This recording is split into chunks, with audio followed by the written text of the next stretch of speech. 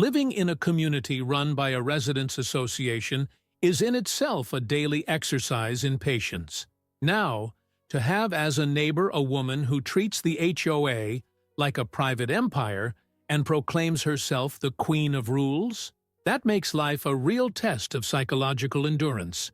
From the day she took over as president of the association, everyone knew that dark times were ahead. But until then, I had managed to escape the madness. Until the day came when she decided to declare war on my garden. My organic garden was my pride. I spent months tending to the soil, choosing the best seeds, following every leaf that came up. That's where the juicy tomatoes I used in my sauce came from, the fresh herbs I used to season my food, and the sweet strawberries I shared with the neighbors. It was a little green wonder in the middle of a neighborhood where the most vegetation you saw was artificial grass and geometrically pruned bushes. And maybe that was the problem. My garden didn't match the perfect aesthetic that this woman was trying so hard to impose. The first sign that something was wrong was when I found a folded note on my door. Not a formal warning, not a conversation, just a piece of paper with words scrawled in a handwriting as meticulous as it was pretentious. The HOA has determined that vegetable gardens visible from the street detract from the aesthetic harmony of the neighborhood. Your planting must be removed immediately. I stared at that note for a moment. I took a deep breath and threw it in the trash because it didn't make sense. My garden was on my property. I'd never received any official notification about bans. Besides, what kind of human being has anything against an organic garden? But I underestimated her ability to take her own inventions too far. The next day, when I left the house, I stopped in the middle of the sidewalk. My heart leapt. My vegetable garden was gone. It wasn't just one or two pots. It wasn't partial damage. Everything and every bed had disappeared. The earth was churned up, the support stakes torn out, and not even the bricks that marked out the spaces were in place, as if my garden had never existed. The initial shock was quickly replaced by a wave of anger so intense that I could feel the blood pulsing in my temples. I ran to the front house, where one of the older neighbors, who spent all day on the porch watching the world, was sitting with a glass of tea. "Did you see what happened to my vegetable garden?" He put down his tea slowly, sighed, and pointed to a corner of the street. "They sent a truck from the HOA early in the morning. 3 employees came and uprooted everything. They said it was her order." My eyes narrowed. "And where did they take it?" He pointed to the community dumpster. I went there, still harboring a thread of hope that perhaps my plants could be rescued. But all I found was a pile of broken leaves, exposed roots, and seedlings thrown unceremoniously into the trash.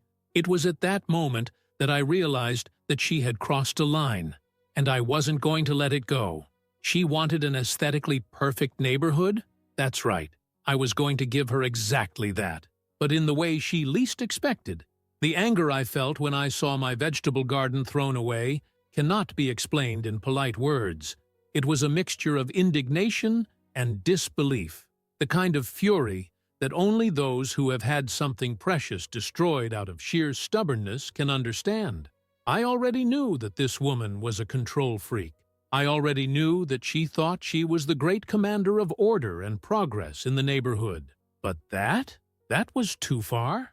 As I looked at the remains of my plantation mixed with garbage bags and leftover food, my brain started working on something I usually tried to avoid: revenge. Yes, because at that moment, it wasn't enough to simply complain. It wasn't enough to make a fuss. This woman was used to seeing people complain, and yet she did what she wanted, but she wasn't used to being reciprocated in kind. And that's exactly what I planned. I spent the whole day researching. I wanted something discreet, something subtle, something that couldn't be directly linked to me. And that's when I discovered something that would completely change this woman's life. Because, you see, some plants attract possums. That's right, skunks. I don't know if you've ever had the displeasure of encountering a possum in your neighborhood, but these critters have a special talent for turning any environment into a nightmare. They are masters of mess. They love rummaging through garbage. They make noise at night, and, of course, they have that deadly biological weapon that everyone knows: smell. The most interesting thing? Skunks love peppermint and some other specific herbs. And guess who would have a beautiful garden full of these herbs in front of their house in a few days? That's right, her. It was such a perfect plan that I almost got emotional. In the dead of night, with the precision of a horticultural secret agent, I discreetly planted peppermint, fennel, and a few other strategically chosen plants in the front garden of her house. It wasn't difficult. Her garden was immaculate, but there was plenty of space, which made it easy for me to place the seedlings naturally, as if they had always been there. And then I waited. Because if there's one thing I've learned in life, it's that nature always does its job.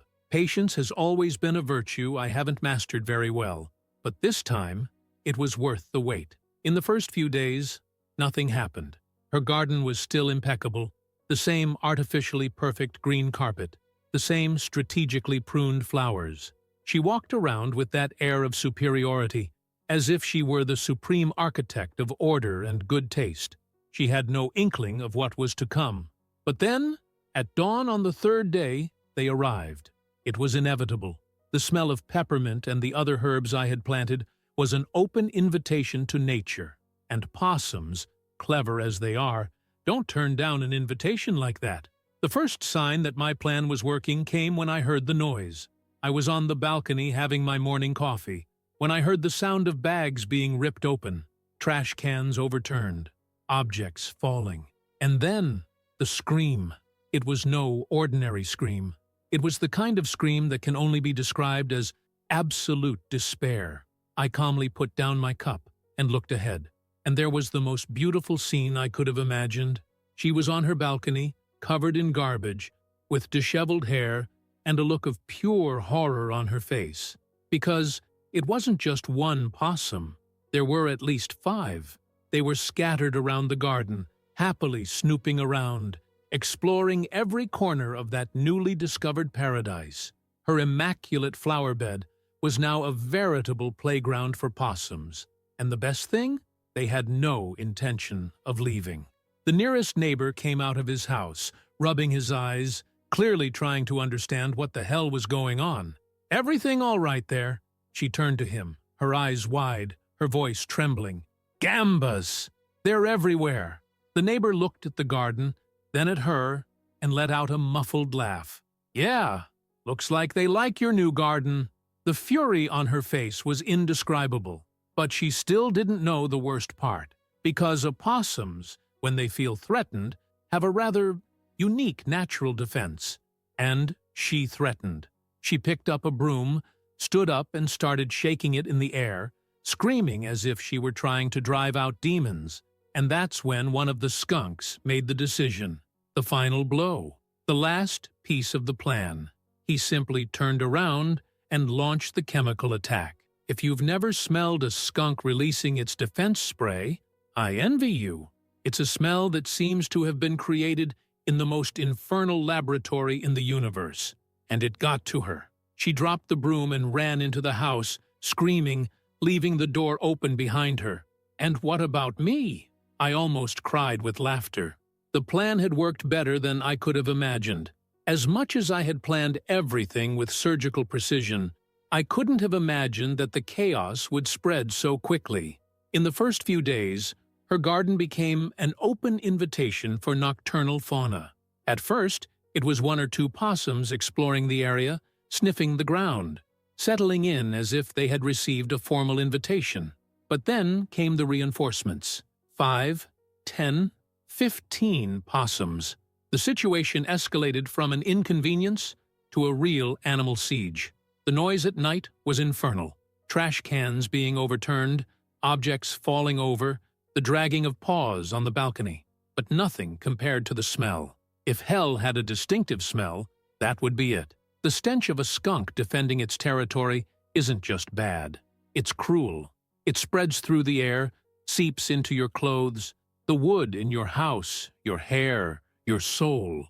It's something that defies any attempt to clean it up. a chemical nightmare that makes you question all your life decisions. And this woman was living this hell on her skin. On the third day, when she finally left the house, she looked nothing like the neighborhood dictator who marched around the neighborhood pointing out imperfections. The messy bun on top of her head, baggy clothes that had clearly been washed several times without success, the deep-set eyes of someone who hadn't slept in nights. She was a walking disaster. And what was worse, she still didn't know how it had happened. It was only when the sheriff showed up to check on the situation that the truth began to reveal itself. I watched the conversation from afar. The sheriff was pointing out the beds, gesturing, talking about the herbs planted there. And then it happened. The penny dropped. Her expression changed before my eyes. First, confusion, then suspicion. Finally, realization. And then she saw me. I was there, on my balcony, sipping a coffee, serene as a monk in meditation. But when our gazes met, I gave a slight smile. Not an ordinary smile, a calculated smile. The kind of expression that says, I know you know. The woman turned red with hatred. Her whole body trembled, as if she was about to scream, to fly at my neck. But then she looked around. The neighbors were watching. The sheriff was there. And she realized there was nothing she could do. The HOA rules, the same ones she'd always used to make everyone's life hell, weren't on her side this time. I didn't violate any rules. I just planted a garden. If that attracted a stinking army, well, it wasn't my fault. She knew that. I knew it. And that was the final blow. After that day, she was never the same. She lost her posture as queen of the neighborhood. She avoided going near my house. Her arrogance was replaced by a bitter silence, the look of someone who had been defeated without even being able to react. And my vegetable garden? It was never touched again. Now, every time I pick my vegetables, I glance at her house, where the possums reigned for weeks before finally moving in, and I smile.